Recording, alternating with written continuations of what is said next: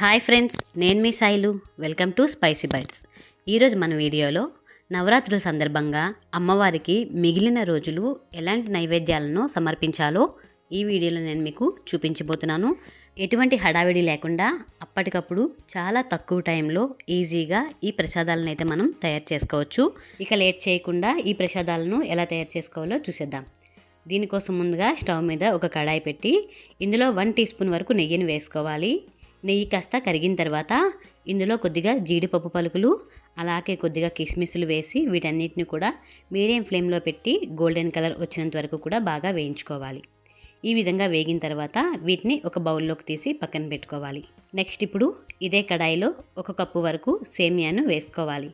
ఈ సేమియాను కూడా మీడియం ఫ్లేమ్లో పెట్టి ఇవి గోల్డెన్ కలర్ వచ్చినంత వరకు కూడా బాగా వేయించుకోవాలి.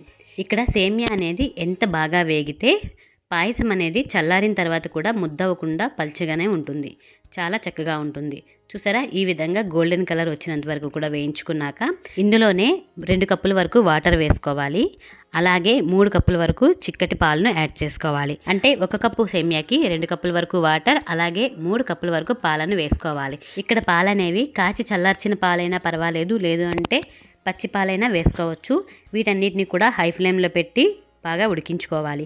ఇక్కడ సేమియా అనేది మరీ ఎక్కువగా ఉడికిపోకూడదు, కొంచెం చేత్తో టచ్ చేస్తే విరిగినట్టు ఉంటే సరిపోతుంది. నెక్స్ట్ ఇందులో 1/2 కప్పు వరకు పంచదారను యాడ్ చేసుకోవాలి. అంటే 1 కప్పు సేమియాకి 1/2 కప్పు వరకు పంచదార అయితే కరెక్ట్గా సరిపోతుంది. మీరు ఒకవేళ స్వీట్ ఎక్కువ తినాలి అనుకుంటే ఇంకాస్త ఎక్కువ యాడ్ చేసుకోవచ్చు. నాకైతే కరెక్ట్గా సరిపోయింది. ఈ పంచదార అనేది పూర్తిగా కరిగిపోవాలి. ఈ విధంగా పాయసం అనేది కొంచెం చిక్కబడే టైంలో ఫ్లేమ్ని మీడియంలో పెట్టుకోవాలి. నెక్స్ట్ ఇందులో 1/2 టీ స్పూన్ వరకు యాలకుల పొడిని వేసుకొని మొత్తం ఒకసారి బాగా కలిపేసుకోవాలి. ఇక్కడ ఈ వీడియోలో చూపిస్తున్నట్లు పాయసం కన్సిస్టెన్సీ అనేది ఈ విధంగా ఉంటే మీకు పాయసం చల్లబడిన తర్వాత కూడా అస్సలు ముద్దవకుండా చాలా పల్చగా ఉంటుంది.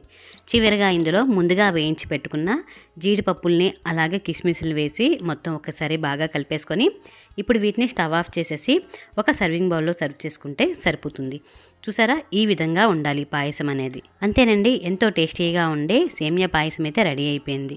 ఇప్పుడు దీన్ని మనం అమ్మవారికి నైవేద్యంగా సమర్పించుకుంటే సరిపోతుంది. నెక్స్ట్ ఇప్పుడు మరుసటి రోజు ప్రసాదంగా శనగలను ఎలా తయారు చేసుకోవాలో చూసేద్దాం. దీనికోసం ముందుగా 1 పావు కేజీ కొమ్ము శనగల్ని ముందు రోజు రాత్రి నానబెట్టుకోవాలి. అంటే దాదాపుగా ఒక 8 గంటల పాటు నానబెట్టుకోవాలి. ఇలా నానబెట్టుకున్న శనగల్ని మరుసటి రోజు ఉదయం శుభ్రంగా కడిగేసుకోవాలి. ఇలా కడిగేసుకున్న తర్వాత వాటర్ మొత్తాన్ని డ్రైన్ చేసేసి వీటిని ఒక ప్రెషర్ కుక్కర్లో వేసేసి ఇందులో తగినంత వాటర్ వేసి ఇందులోనే కొద్దిగంత ఉప్పును వేసుకొని దీనిపై మూత పెట్టి హై ఫ్లేమ్లో 3 విజిల్స్ వచ్చినంత వరకు కూడా బాగా ఉడికించుకోవాలి. నేను ఇక్కడ 3 విజిల్స్ వచ్చిన తర్వాత ఈ శనగల మొత్తాన్ని కూడాను వేరొక బౌల్లోకి వడబోసుకుంటున్నాను. ఈ శనగల్ని మరీ ఎక్కువగా ఉడికించుకోకూడదు, ఈ విధంగా ఉంటే కరెక్ట్గా సరిపోతుంది. ఇప్పుడు ఈ శనగల్ని పక్కన పెట్టుకొని ఇప్పుడు స్టవ్ మీద ఒక కడాయి పెట్టి ఇందులో 2 టేబుల్ స్పూన్ల వరకు ఆయిల్ని వేసుకోవాలి. ఆయిల్ కాస్త వేడెక్కిన తర్వాత ఇందులో 1/2 టీ స్పూన్ వరకు జీలకర్ర, 1/2 టీ స్పూన్ వరకు ఆవాలు, 1/2 టీ స్పూన్ వరకు మినప్పప్పు, అలాగే 2 ఎండుమిరపకాయలను కట్ చేసి వేసుకొని వీటిని మీడియం ఫ్లేమ్లో పెట్టి 20 సెకండ్ల పాటు వేయించుకోవాలి. ఇవి కాస్త వేగిన తర్వాత ఇందులో 3 పచ్చిమిరపకాయలని, అలాగే కొద్దిగా కరివేపాకు రెబ్బలు, 1 టీ స్పూన్ వరకు అల్లం ముక్కల్ని వేసి మీడియం ఫ్లేమ్లో పెట్టి బాగా వేయించుకోవాలి. ఇందులో అల్లం ముక్కల్ని వేసుకోవడం వల్ల మనకి ప్రసాదం అనేది మరింత రుచిగా ఉంటుంది. నెక్స్ట్ ఇందులో 1 పావు కప్పు వరకు తురిమిన కొబ్బరిని వేసుకోవాలి. ఇక్కడ నేను పచ్చి కొబ్బరిని తురిమి పెట్టి వేసుకున్నాను. వీటిని మీడియం ఫ్లేమ్లో పెట్టి కొంచెం కలర్ చేంజ్ అయ్యేంత వరకు కూడా వేయించుకోవాలి. ఈ విధంగా వేగిన తర్వాత ఇందులో ముందుగా ఉడికించి పెట్టుకున్న శనగలను వేసుకొని మొత్తం ఒకసారి బాగా కలిపేసుకోవాలి. ఈ ప్రాసెస్ మొత్తాన్ని కూడా హై ఫ్లేమ్లో పెట్టి వేయించుకోవాలి. శనగలు వేసిన తర్వాత ఫ్లేమ్ని హై ఫ్లేమ్లో పెట్టడం వల్ల శనగలన్నీ ఈవెన్గా ఫ్రై అవుతాయి. ఇప్పుడు ఇందులో రుచికి తగినంత ఉప్పు, అలాగే పావు టీ స్పూన్ వరకు పసుపు, 1 టీ స్పూన్ వరకు కారం వేసి మొత్తం ఒకసారి బాగా కలిపేసుకోవాలి. మనం ఆల్రెడీ ఉడికించేటప్పుడు ఉప్పు వేసుకున్నాం కాబట్టి ఇక్కడ చూసి వేసుకోండి. ఇలా మొత్తం ఒకసారి కలిపేసుకున్నాక ఇప్పుడు వీటిని స్టవ్ ఆఫ్ చేసేసి ఒక సర్వింగ్ బౌల్లో సర్వ్ చేసుకుంటే సరిపోతుంది. అంతేనండి, అమ్మవారికి నైవేద్యంగా ఎంతో సింపుల్గా ఉండే శనగల ప్రసాదం అయితే రెడీ అయిపోయింది. నెక్స్ట్ ఇప్పుడు మరొక రోజు మరొక ప్రసాదంగా నేను ఇక్కడ గారెలను తయారు చేస్తున్నాను. దీనికోసం ముందుగా ఒక బౌల్ తీసుకొని ఇందులో 1 కప్పు వరకు మినపప్పును వేసుకోవాలి. ఇందులో కొద్దిగా వాటర్ వేసి 2-3 సార్లు శుభ్రంగా కడిగేసుకోవాలి. ఇలా మొత్తం కడుక్కున్నాక వాటర్ మొత్తం వంపేసి మరికొద్దిగా వాటర్ వేసి సుమారుగా 4 గంటల పాటు నానబెట్టుకోవాలి. ఒకవేళ మీకు టైం లేదు అనుకుంటే 3 గంటల పాటు నానబెట్టుకోవచ్చు. ఈ విధంగా 4 గంటల తర్వాత చూసారా చక్కగా నానిపోయాయి. ఇప్పుడు వీటిని పక్కన పెట్టుకొని ఒక మిక్సీ జార్ తీసుకొని ఇందులో 2 ఇంచుల వరకు అల్లం ముక్కను వేసుకోవాలి. అలాగే ఇందులో 3 పచ్చిమిరపకాయలను వేసుకోవాలి. అలాగే 1 టీ స్పూన్ వరకు జీలకర్ర వేసి వీటి మొత్తాన్ని గ్రైండ్ చేసుకోవాలి. ఈ విధంగా గ్రైండ్ చేసుకున్న తర్వాత ఇందులో ముందుగా నానబెట్టుకున్న మినపప్పును వేసి కొద్దిగా వాటర్ వేసుకోవాలి. ఇప్పుడు వీటిని ఫైన్ పేస్ట్ లాగా గ్రైండ్ చేసుకోవాలి. చూసారా మరీ ఎక్కువ వాటర్ వేసుకుంటే మనకి పిండి అనేది పలచబడిపోతుంది.